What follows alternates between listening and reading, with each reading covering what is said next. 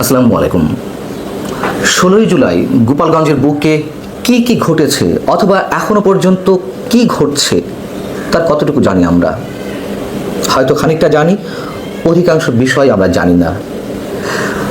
এর আগে সরকারি দলের কোনো ছাত্র সংগঠনের নেতাদেরকে আমরা পুলিশকে সরাসরি গুলি করার নির্দেশ দিতে দেখেছি, কিন্তু সেনাবাহিনীকে কোনো সরকারি দলের ছাত্র সংগঠনের নেতাদেরকে কি আমরা কখনো দেখেছি এর আগে গুলি করার নির্দেশ দিতে? এখন আমাদেরকে সেই জিনিসই দেখতে হচ্ছে। এবং যারা নির্দেশ দিচ্ছেন সেনাবাহিনীর সদস্যদেরকে গুলি করার, তাদের কাছে কি পরিমাণ অত্যাধুনিক আগ্নেয়াস্ত্র থাকতে পারে সে সম্পর্কেও আমাদের কম বেশি ধারণা এর মধ্যে জন্মেছে। গত 16ই জুলাই যখন এনসিপির নেতাকর্মীদের উপরে গোপালগঞ্জের স্থানীয় মানুষরা, আওয়ামী লীগ, যুবলীগ, ছাত্রলীগের নেতাকর্মীরা হামলা করলো, তখন তাদেরকে সেনাবাহিনী সহ পুলিশ, বিজিবি এইসব বাহিনীর সদস্যরা স্কর্ট করে নিয়ে যাচ্ছিল, পাহারা দিয়ে নিয়ে যাচ্ছিল অন্যত্র। তখন এনসিপি নেতাকর্মীদের যে গাড়ির বহর, তার মধ্যে একটি গাড়ি থেকে সম্ভবত ফেসবুক লাইভ করছিলেন কেউ একজন, এনসিপি নেতাদের একজন, এবং যতটুকু জানা গেছে তিনি মাদারীপুরের এনসিপি তত্ত্বাবধায়ক রাকিব হাসান। 32 মিনিটের এই ভিডিওটি ভাইরাল হয়েছে এবং সেই ভিডিওতে নিরাপত্তা বাহিনীকে সর্বোচ্চ কোন পর্যায়ে থেকে নির্দেশ দেওয়া হয়েছে গুলি করার, তাদের কাছে কি ধরনের অস্ত্র রয়েছে, তাদের পরবর্তী পরিকল্পনা কি, মোটামুটি অনেক কিছুই ফুটে উঠেছে। এবং তারা যে কতটা আত্মবিশ্বাসী ছিল যে তাদেরকে সব ধরনের নিরাপত্তা দেবে রাষ্ট্রীয় বাহিনী, যা কিছু ঘটে যাক না কেন, সে বিষয়েও আমরা মোটামুটি নিশ্চিত হয়েছি। যেহেতু 32 মিনিটের ভিডিও, এর মধ্যে অনেক ধরনের কথোপকথন হয়েছে সেই গাড়িতে থাকা এনসিপি নেতাদের মধ্যে, 4-5 জন বা 6 জন ছিল। সেই 32 মিনিটের ভিডিওর সম্পূর্ণ অংশ আমরা কতজন দেখেছি জানি না, তবে সময় সাপেক্ষ বিষয় তো একটু ধৈর্য নিয়ে দেখার চেষ্টা করলাম। এবং সব কিছু নিশ্চয়ই বর্ণনা করা সম্ভব নয় এই ছোট্ট পরিসরে। আপনাদেরকে জাস্ট চুম্বক অংশগুলো একটু তুলে ধরে আপনাদের সামনে। সেখানে প্রথম দিকেই যখন তাদেরকে স্কর্ট করে নিয়ে যাওয়া হচ্ছিল, গোপালগঞ্জের স্থানীয় মানুষ কিংবা আওয়ামী লীগ, যুবলীগ, ছাত্রলীগের নেতাকর্মীরা তাদের উপরে ইট পাটকেল নিক্ষেপ করছিলেন, তখন মাদারীপুরের এনসিপির তত্ত্বাবধায়ক রাকিব হাসানকে বলতে শোনা যাচ্ছে, আরে এত কিছুর কি দরকার, একটা লাশ ফেললেই তো হয়ে যায়। ঠিক তারপর মুহূর্তে হঠাৎ করে তাদের গাড়িতে ইটের খণ্ড এসে পড়ে, গাড়ির গ্লাস ভেঙে যায় এবং রাকিব সহ আরও কেউ আহত হন। এবং ওই ভিডিওর 2 মিনিট 24 সেকেন্ডে বলতে শোনা যাচ্ছে সেনাবাহিনীর উদ্দেশ্যে যে গুলি করেন, গুলি করেন। 2 মিনিট 50 সেকেন্ডের দিকে তিনি বলছেন যে আমার পায়ে কাঁচ ঢুকেছে আর আপনারা গুলি না করে দাঁড়ায় দাঁড়ায় তামাশা দেখছেন, গুলি করেন। আরেকজন বলতে থাকে গাড়িতে থাকা যে সেনাবাহিনী কি প্রোটেকশন দিল আমাদেরকে, কি প্রোটেকশন দিচ্ছে। রাকিবকে আবার বলতে শোনা যায়, এবার তো তাদেরকে ফুল অ্যাক্সেস দেওয়া হয়েছে গুলি করার, কিন্তু একটা গুলিও তারা করছে না। মানে নিজেদের মধ্যে খেদোক্তির প্রকাশ ঘটে। তারপর আমরা কি বুঝতে পারলাম যে তাদেরকে সরকারের সর্বোচ্চ পর্যায় থেকে গুলি করার নির্দেশ দেওয়া হয়েছিল এবং এনসিপির এই নেতারা তারা সব কিছুই জানেন, যার কারণে তারা এতটা বেপরোয়া হয়ে উঠেছিলেন। তাদের দম্ভক্তি শুনেই বোঝা যাচ্ছিল যে তাদের নিজেদের প্রতি কনফিডেন্স কতটা। সেই রাকিবকে বলতে শোনা যায় 7 মিনিট 40 সেকেন্ডের দিকে, না পারলে আমাদের কাছে অস্ত্র দিয়ে দেন। এবং ফোনে একজনকে বলতে শোনা যায় যে একটার বদলে 10টা লাশ ফেলতে হবে। এই কথাটি ওই গাড়ির সামনে সিটে যে দুজন বসেছিলেন তাদের একজন বলছিলেন। এবং রাকিবের কণ্ঠে আবার বলতে শোনা যায় যে মুজিববাদীদের কবর আজকে রচনা করা হবে। নিরাপত্তা বাহিনীর হয়তো কারোর সঙ্গে তাদের কথোপকথন হচ্ছিল, তাদের মধ্যে একজন বলছিল যে আমাদের উপর হামলা করে বিজিবি দাঁড়ায় দাঁড়ায় তামাশা দেখে। রাকিব আবার বলছে ফেসবুক লাইভ করতে করতে, আমি আহত হলাম, গাড়ি ভাঙলো, গাড়ি গ্লাস ভাঙলো, লাভ হলো কি? কিসের প্রোটেকশন? গুলি করে না, কিছু করে না, এদের সামনে হামলা করছে, ককটেল মারছে। এই যে ককটেল মারার কথাটি আমরা শুনলাম, প্রথম দিকে বলছে ইট পাটকেল মারছে, হয়তো গুরুত্ব বাড়ানোর জন্য অপর প্রান্তে ফোনে যে যিনি আছেন তার সামনে গুরুত্ব বাড়ানোর জন্য হয়তো বলছে যে ককটেল মারছে, অথবা ককটেল আসলে মেরেছে কিনা আমরা জানি না, মারতেও পারে। সেই রাকিবকে আবার বলতে শোনা যাচ্ছে যে আমি আহত হলাম, গাড়ি ভাঙলো, গাড়ির গ্লাস ভাঙলো, কিসের প্রোটেকশন? আবার সামনের সিট থেকে একজন বলছেন গুলি করে না, কিছু করে না, এদের সামনে হামলা করছে। রাকিব আবার ফোনে অন্য একজনকে বলছে যে আমাদের উপরে এই মুহূর্তে ককটেল মারছে। এটা হয়তো গুরুত্ব বাড়ানোর জন্য তারা বলতে পারে ইট পাটকেলের বিষয়টি, আবার সত্যি সত্যি হয়তো ককটেল মারা হয়েছে, আমরা জানি না। তার কারণ এর আগে তারা ইট পাটকেলের কথা বলছিলেন।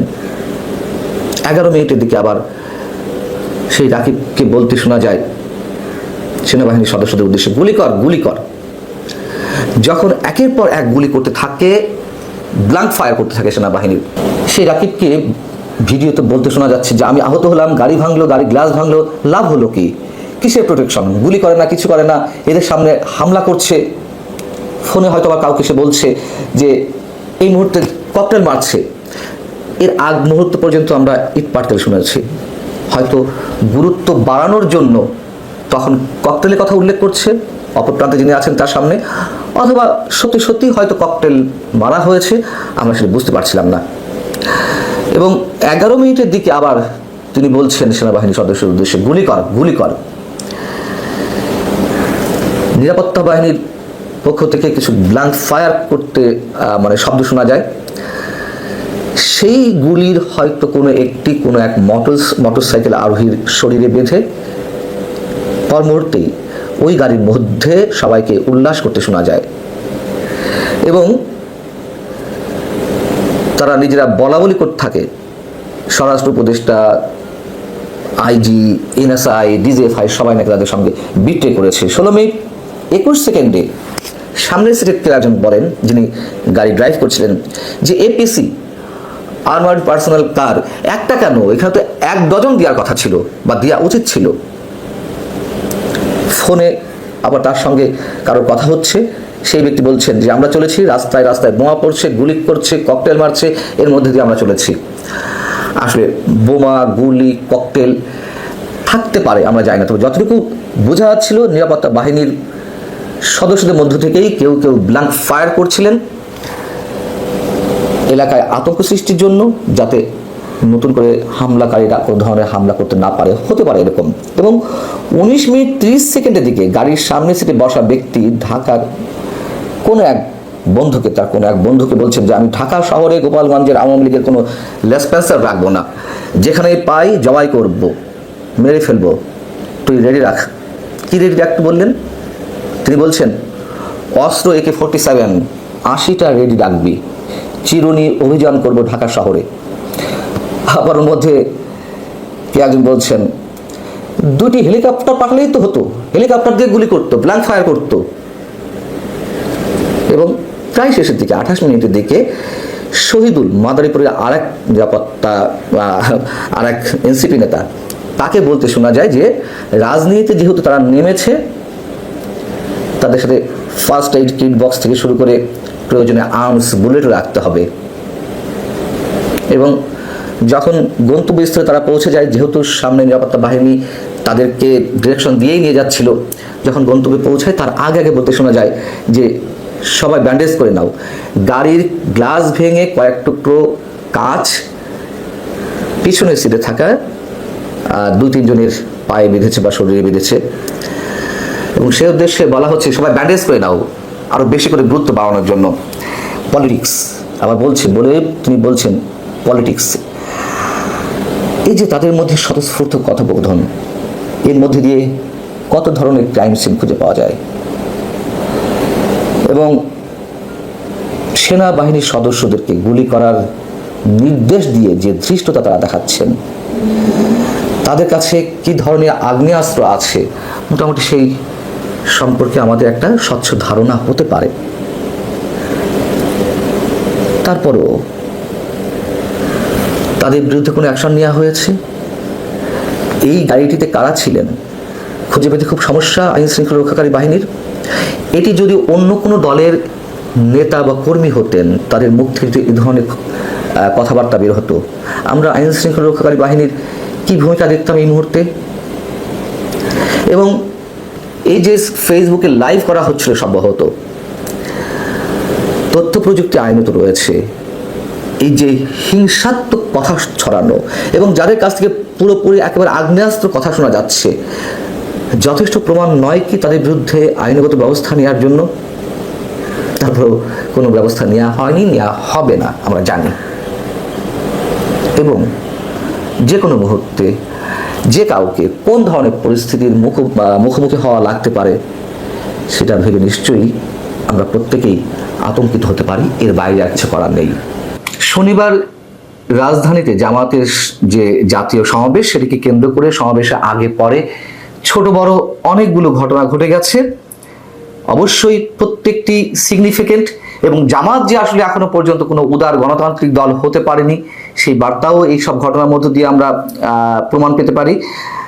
সেগুলো নিয়ে কথা বলবো, তবে তার আগে একটু বলে রাখি যে মঞ্চে জামায়াতের আমির ডাক্তার শফিকুর রহমান, তিনি বক্তব্য দিতে গিয়ে দুইবার পড়ে যান। এটিকে নিয়ে অনেকে হাসাহাসি করছেন, সামাজিক যোগাযোগ মাধ্যমে ব্যাপক ট্রোল হচ্ছে। অনেকে বলছেন যে এটি অভিনয়, তিনি ভাব ধরেছেন। সব কিছু নিয়ে ট্রোল করা, সব কিছু নিয়ে হাসাহাসি করা নিঃসন্দেহে ঠিক নয়। তিনি বয়োবৃদ্ধ মানুষ, হঠাৎ অসুস্থ বোধ করতেই পারেন। এই বয়সেও তিনি যেভাবে লাফিয়ে ঝাঁপিয়ে বেড়াচ্ছেন, রাজনৈতিক কর্মকাণ্ড করছেন, চালাচ্ছেন, নিঃসন্দেহে এটিকে অন্তত সাধুবাদ জানাতে হয়। আর এখানে ভাব বা অভিনয় করে পড়ে গিয়ে আসলে লাভ কি হতে পারে? কেন তাকে অভিনয় করতে হবে? নিশ্চয় যারা এইগুলো বলছেন অবশ্যই চরম আপত্তিজনক এবং নিন্দনীয়। তো জামায়াতের এই বৈঠকে যে সমাবেশে যে মেসেজটি দেওয়ার তারা চেষ্টা করছেন, সবসময় যেটি দাবি করেন জামাত সহি রাজনীতি করে, সহি রাষ্ট্র ব্যবস্থা গঠন করতে চায়, তারা নির্বাচিত হলে, ক্ষমতা গ্রহণ করলে তারা দুর্নীতির বিরুদ্ধে জিহাদ চালাবে বা দুর্নীতির বিরুদ্ধে তাদের সর্বাপেক্ষা বেশি অবস্থান থাকবে। এইগুলোকে আমরা বলতে পারি স্রেফ মিথ্যা, স্রেফ ভাওতাবাজি কথাবার্তা এবং মানুষের সঙ্গে প্রতারণা। সারা দেশে 5 আগস্টের পর থেকে বিএনপি চাঁদাবাজি করছে, দখলবাজি করছে, এটা ওপেন সিক্রেট। কিন্তু জামাত কি পিছিয়ে আছে নাকি? দুর্নীতি বলি, দখলবাজি বলি, চাঁদাবাজি বলি, সরকারি নিয়োগ বলি বা সরকারের কাছ থেকে সুবিধা আদায় যেভাবেই বলি না কেন, জামাত কি কোনো অংশে পিছিয়ে আছে? এবং তাদের চাঁদাবাজির স্টাইলগুলো তো অন্যরকম। এগুলো সহজে এরকম অন্যান্য রাজনৈতিক দলগুলোর মতন ছ্যাঁচড়া চাঁদাবাজি নয়। আবার কোথাও কোথাও করছে, ওয়াজের নামে কিংবা মাদ্রাসার নামে অনেক ধরনের চাঁদাবাজি হচ্ছে।